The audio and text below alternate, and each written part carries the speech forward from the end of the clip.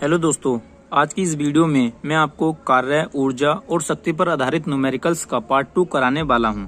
अगर आपको इस वीडियो का पार्ट 1 देखना है तो इस वीडियो के डिस्क्रिप्शन बॉक्स में पार्ट 1 वीडियो का लिंक दिया हुआ है, आप वहां से उसे देख सकते हैं। ठीक है। 11 किलोग्राम की एक वस्तु जब भूमि से 5 मीटर की ऊंचाई पर हो तब इसमें निहित ऊर्जा ज्ञात करें। तो पहले इसमें जो दे रखा है पहले हम उसे नोट कर लेते हैं। इसमें दे रखा है 11 किलोग्राम, यानी कि m का मान दे रखा है 11 किलोग्राम। भूमि से 5 मीटर की ऊंचाई यानी कि हाइट का मान भी दे रखा है हमें 5 मीटर पर हो तब इसमें निहित ऊर्जा यानी कि स्थितिज ऊर्जा की बात की जा रही है। और यहाँ पर हम गुरुत्वाकर्षण का मान यानी कि जी का मान हम अपनी तरफ से ले लेंगे 10 मीटर प्रति सेकंड स्क्वायर। ठीक है। और निहित ऊर्जा यानी कि स्थितिज ऊर्जा की बात हो रही है यहाँ पर, तो स्थितिज ऊर्जा का सूत्र होता है U बराबर mgh। ठीक है। इसमें सबका मान रख लेंगे। m का मान दे रखा 11, g का मान 10 और h का मान 5 मीटर। ठीक है। इन सब की कैलकुलेशन कर लेंगे। 11 पंजे 55 होता है और ये 0 आ जाएगा यानी कि 550 जूल। ठीक है दोस्तों, ये इसका आंसर आ जाएगा। किसी वस्तु की गतिज ऊर्जा 120 जूल है और इसका द्रव्यमान 15 किलोग्राम है। वस्तु का वेग ज्ञात करें। यहाँ पर दे रखा है गतिज ऊर्जा यानी कि गतिज ऊर्जा यानी काइनेटिक एनर्जी। काइनेटिक एनर्जी का मान क्या है 120 जूल। ठीक है। और यहाँ पर दे रखा है इसका द्रव्यमान 15 किलोग्राम है, तो यहाँ पर m का मान भी दे रखा है 15 किलोग्राम। इसका वेग बताना हमें यानी कि b का मान इसमें ज्ञात करना है। ठीक है। तो काइनेटिक एनर्जी का जो सूत्र होता है वो होता है काइनेटिक एनर्जी बराबर होता है हाफ mv²। ठीक है। इसमें इनका मान रख लेंगे। काइनेटिक एनर्जी का मान है 120, ये हाफ आ जाएगा यहाँ से, गुणा m का मान 15 और b का स्क्वायर। ठीक है दोस्तों, ये 15 से काटेंगे 5 के 15, 5 से 5 दूनी 10, 5 चौक 20, 3 अट्ठे 24 और ये 2 यहाँ पर भाग में दे रखा है, इधर जाके कैसे हो जाएगा गुणा में हो जाएगा। तो 8 की 2 से गुणा करेंगे तो ये आ जाएगा 16 बराबर के ये b आ जाएगा b²। ये स्क्वायर है यहाँ पर, इधर जाकर क्या हो जाएगा रूट लग जाएगा। ठीक है। तो 16 का रूट बराबर के b और इसका मान आ जाएगा 8। ठीक है। 8 मीटर प्रति सेकंड, ये क्या हो जाएगा इसका वेग हो जाएगा। ठीक है दोस्तों।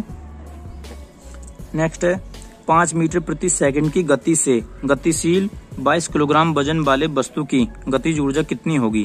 तो यहाँ दे रखा है 5 मीटर प्रति सेकंड यानी कि b का मान दे रखा है 5 मीटर प्रति सेकंड। ठीक है। और 22 किलोग्राम वजन यानी कि m का मान भी दे रखा है हमें 22 किलोग्राम वजन। गतिज ऊर्जा कितनी होगी यानी कि यहाँ पर ज्ञात करना है काइनेटिक एनर्जी, जिसका फॉर्मूला होता है हाफ mv²। ठीक है दोस्तों, यहाँ पर इसका मान रख लेंगे। ये हो जाएगा हाफ गुणा के m का मान रखा है 22 गुणा ये b का मान रखा है 5, इसको 2 बार लिख लेंगे 5 गुणा के 5। ठीक है।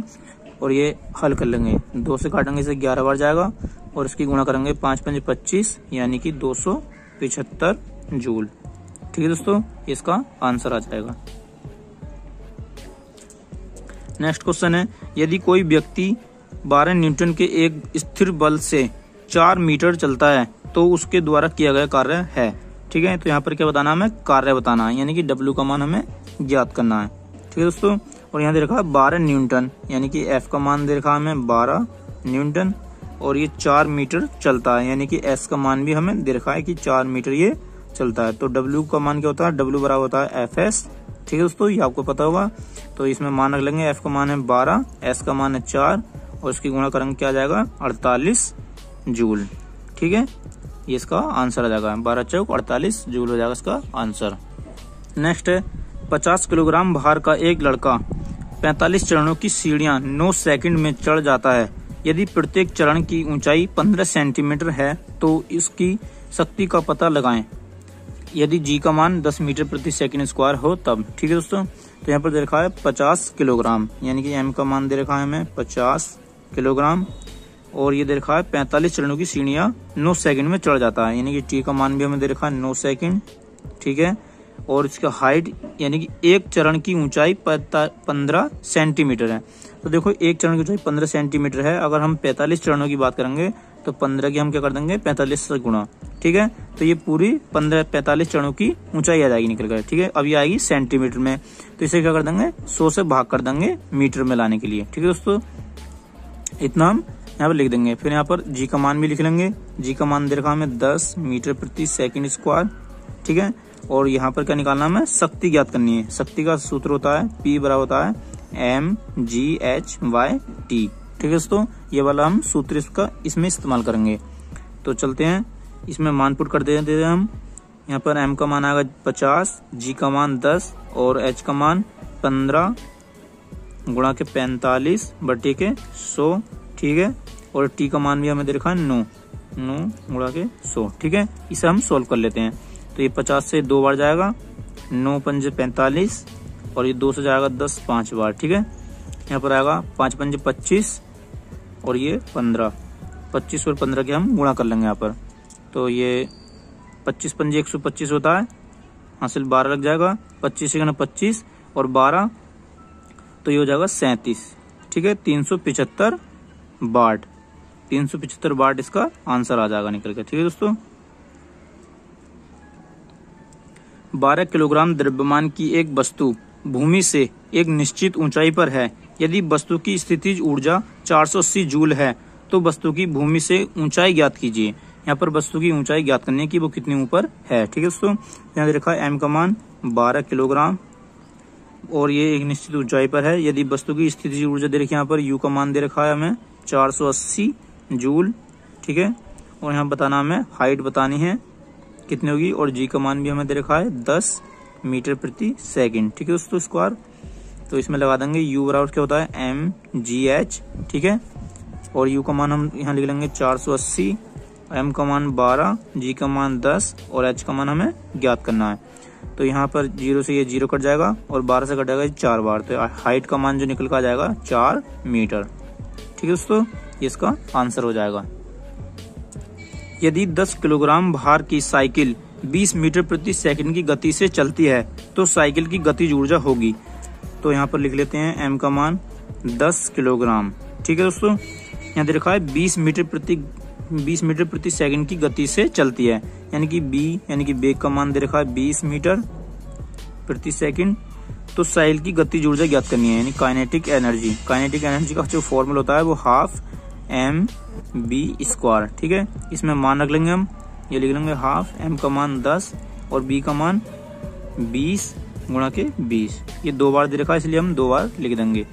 2 से काटेंगे ये 5 बार जाएगा और ये 20 दूनी 420 और 20 की गुणा करेंगे तो ये 400 आएगा और 5 की यहाँ पर करेंगे इससे तो ये हो जाएगा 5 चौक 20 यानी कि 2000 जूल इसकी क्या आ जाएगी ये गतिज ऊर्जा। नेक्स्ट है, एक वस्तु का द्रव्यमान 20 किलोग्राम है और वह 6 मीटर प्रति सेकंड की चाल से गतिमान है, वस्तु की गतिज ऊर्जा होगी।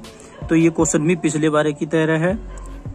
इसे लिखते हैं हम m का मान 20 किलोग्राम, वह 6 मीटर प्रति सेकंड की चाल से गतिमान है। तो यहाँ पर b का मान लिख देंगे 6 मीटर प्रति सेकंड और गतिज ऊर्जा यानी काइनेटिक एनर्जी का जो फॉर्मूला होता है ½ mv²। ठीक है, इसमें मान लिख देंगे ½ और ये m का मान है m का मान है 20 और b का मान है 6 गुणा के 6। ठीक है दोस्तों, इसे काटेंगे ये 10 बार जाएगा और ये 6 × 36 यानी कि 360 जूल क्या आ जाएगी इसकी काइनेटिक एनर्जी, गतिज ऊर्जा इसकी 360 जूल आ जाएगी। ठीक है दोस्तों, चलते हैं नेक्स्ट पर।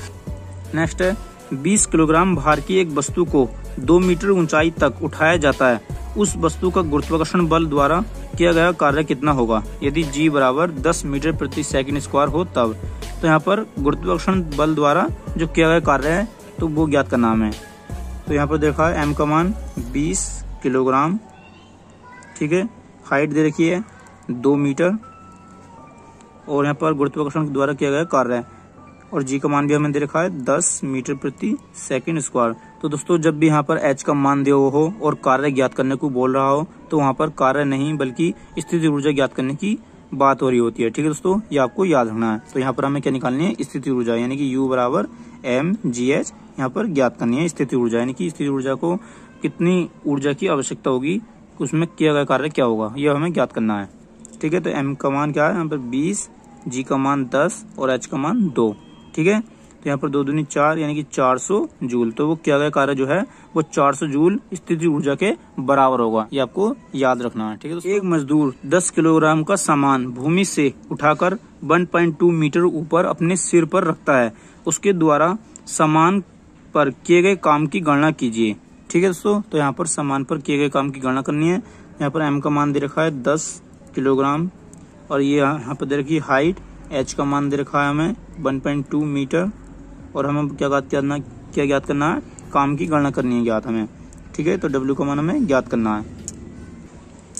6 मीटर प्रति सेकंड के वेग से गतिमान 10 किलोग्राम द्रव्यमान की वस्तु की गति ऊर्जा है। तो यहाँ पर दे रखा है b का मान 6 मीटर प्रति सेकंड और यहाँ पर दे रखा है m का मान 10 किलोग्राम। ठीक है, और गतिज ऊर्जा ज्ञात करनी है, यानी काइनेटिक एनर्जी बराबर होता है हाफ m का मान दे रखा हमें 10 और b का मान दे रखा 6। ठीक है दोस्तों, तो ये 2 से काटेंगे, यहाँ पर जाएगा 5 बार और ये 6 36 होता है और 36 की 5 से गुणा करेंगे तो यहाँ पर आएगा 5 पंजे 25 का 5 हासिल लगा 2, 5 ते 15 और 2 17।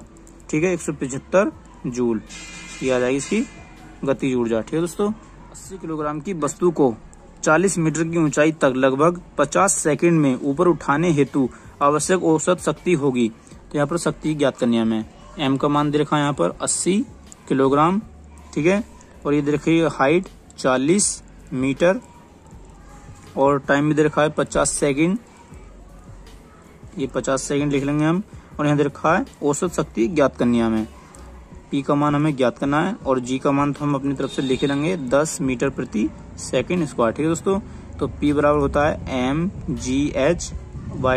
ये हमने पिछली वीडियो से भी आपको बताया इसके माध्यम से। तो m का मान दे रखा हमें 80, g का मान 10, h का मान यहाँ पर दे रखा 40 और यहाँ पर बटे में लिख लेंगे हम 50।